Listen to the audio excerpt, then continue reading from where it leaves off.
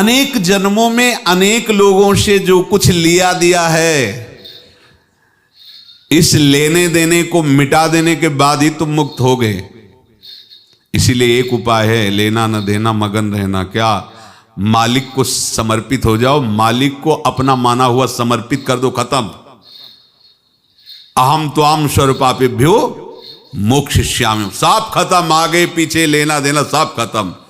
एकादश स्कंद में भगवान श्री कृष्णचंद्र जी ने कहा, जो मेरे चरणों का आश्रय लेकर भक्त मेरा भक्ति करता है, उसके पितृ ऋण, मातृ ऋण, देव ऋण, ऋषि ऋण, सब ऋणों से मैं मुक्त कर देता हूं। बस यही एक उपाय है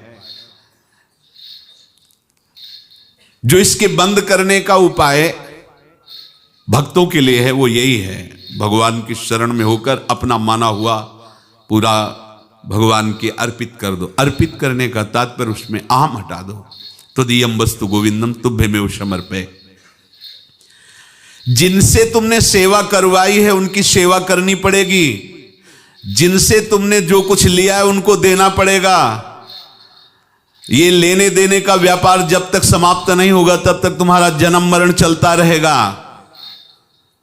अब आपको यहां समझना है, यदि आपसे किसी ने पैसे लिए बेईमानी करके नहीं दे रहा है तो आप उसको गाली मत दीजिए, आपने बेईमानी की थी इसलिए आपकी बेईमानी हुई है, ले गया, कोई बात नहीं है, बंधन से मुक्त हुए, जो बोझा था चला गया।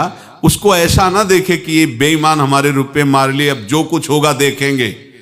अगर आप आगे नया कुछ करते हैं तो फिर आगे का हिसाब आपको भोगना पड़ेगा, ध्यान रखना। ऐसा नहीं है कि आपको भोगना नहीं पड़ेगा। एक ही उपाय है कि अब जो शरीर धारण किए इसी में जो भोग ले, आगे ना होना चाहिए। तो क्या करे? सर्वतो भावेन भगवान की शरण ले लें। ये तो सर्वाणि कर्माणि मयि सन्न्यस्य मत्पराः अनन्येनैव योगेन माम ध्यायन्तु उपासते तेषामहं समुद्धर्ता मृत्यु संसार से। ये बड़ा कठिन है पार होना, कोई छोटी मोटी बात है।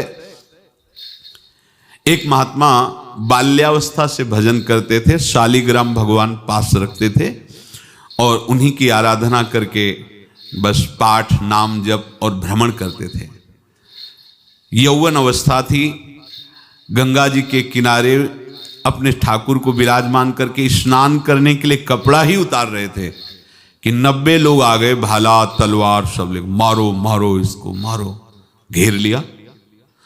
तो उन्होंने हाथ जोड़कर कहा, हमने क्या अपराध किया? कोई सुन ही नहीं रहा।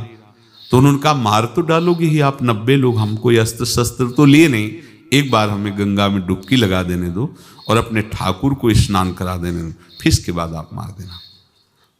भगवत इच्छा से वो लोग रुक गए, स्नान किया और अंदर से प्रार्थना की, प्रभु ये क्या लीला है आपकी, आपके सिवा मेरा कोई है नहीं और ये मुझे मारना चाहते हैं। तो भगवान ने जानते हो क्या कहा उनके अंतर में? तुम मेरे में ध्यानस्थ हो करके शरीर को छोड़ो, ये लोग मारेंगे।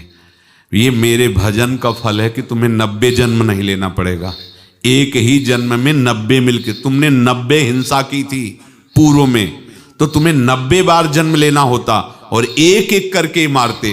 ये मेरे भजन का प्रताप है कि एक बार में ही 90 का हिसाब हो जाएगा।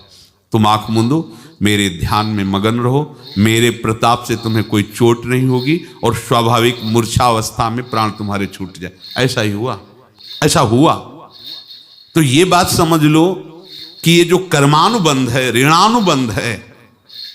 आप देखो, अगर शाप महात्माओं ने दिया कि तुम्हारे वंश का इससे विनाश होगा, तो भगवान भी परम धाम जा रहे तो उसी कील से, बाण की नोक में जो मछली लील गई थी, छोटा कण, उसी से की नोक बनाई और उसी नोक को प्रहार किया। भगवान के श्री चरण में वही बाण की नोक लगी और भगवान स्वीकार किया ना। भगवान का बड़ा लीला विचित्र है। अगर छुप करके उधर रामावतार में बात, तो इधर ऐसे स्वीकार किया है भगवान ने। ऐसा कहीं नहीं दिखाया कि मैं भगवान हूं तो मैं अपने लिए, ऐसा नहीं दिखाया। नारद जी का हित किया पर नारद जी ने शाप दिया तो भगवान ने स्वीकार किया।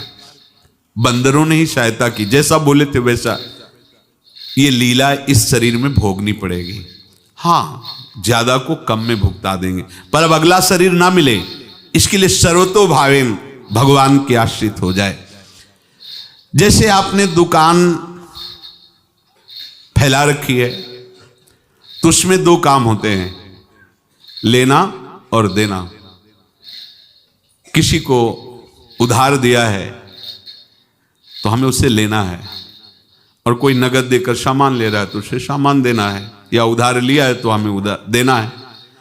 अब अगर दुकान बंद करनी है तो तुम्हें देने वालों पर जोर देना है, लेने वालों पर जोर नहीं।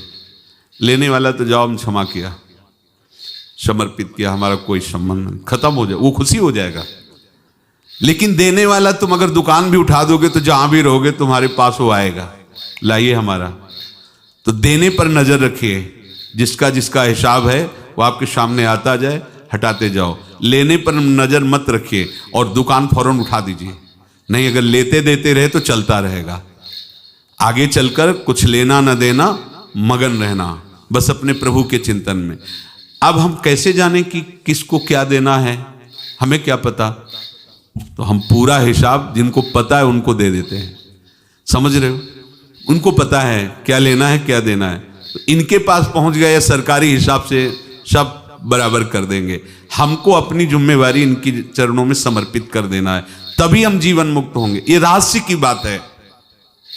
प्रभु कह रहे हैं, यस्य सर्वे समारंभाः काम संकल्प वर्जिताः ज्ञानाग्नि दग्ध कर्माणं तमाहु पंडितम बुधाः।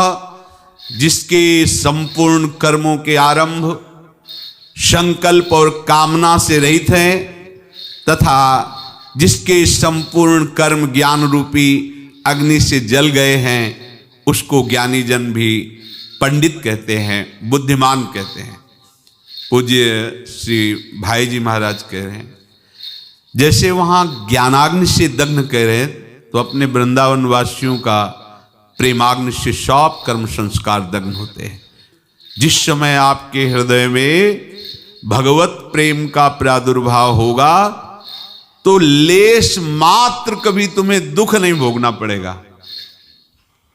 प्रेम का प्रादुर्भाव होते ही दुख का नाश हो जाता है, महासुख। जब प्रेम का प्रादुर्भाव होगा तो समस्त पाप भस्म हो जाते हैं, अशांति नष्ट हो जाती है, संसार ज्वाला स्पर्श भी नहीं कर सकती है। जब भगवत प्रेम का प्रादुर्भाव होता है तो हो सकता है उस उपासक के जीवन में दुखों का पहाड़ टूट पड़े, परिवार खिलाफ, शरीर रोगी, अव्यवस्था, बहुत बहुत कुछ, सब कुछ। कह रहे हैं इतना सब होने पर भी उसके हृदय में कोई भी दुख नहीं होता। ये ऐसा सामर्थ्यशाली भगवत प्रेम है। भगवान के चरणारविंद का जिसके हृदय में प्रेम है, भारी से भारी दुख भी उनको विचलित नहीं कर सकता। आज पूज्य श्री प्रेमानंद महाराज जी ने हम सभी लोगों को बहुत ही उत्तम एवं शिक्षाप्रद प्रवचन सुनाया है। आशा करता हूँ इस शिक्षाप्रद प्रवचन से हम सभी लोग कुछ न कुछ शिक्षा अवश्य ग्रहण करेंगे और अपने जीवन को सुखी, सात्विक और सामर्थ्य बनाने का प्रयास करेंगे। मित्रों, अगर आपको यह शिक्षाप्रद वीडियो पसंद आया हो तो वीडियो को लाइक करें और अधिक से अधिक लोगों को शेयर भी करें, जिससे और भी लोग महाराज जी के इस वीडियो से शिक्षा लेकर अपने जीवन को सुखी बना सकें। अगर आपने अभी तक हमारे चैनल को सब्सक्राइब नहीं किया है तो तुरंत सब्सक्राइब भी कर लें, जिससे आपको नोटिफिकेशन के माध्यम से हमारे शिक्षाप्रद महाराज जी के वीडियो तुरंत प्राप्त हो सके। मित्रों, तो फिर कल पूज्य श्री प्रेमानंद जी महाराज का कोई शिक्षाप्रद वीडियो लेकर के आपके समक्ष प्रस्तुत होंगे। तब तक के लिए राधा राधा।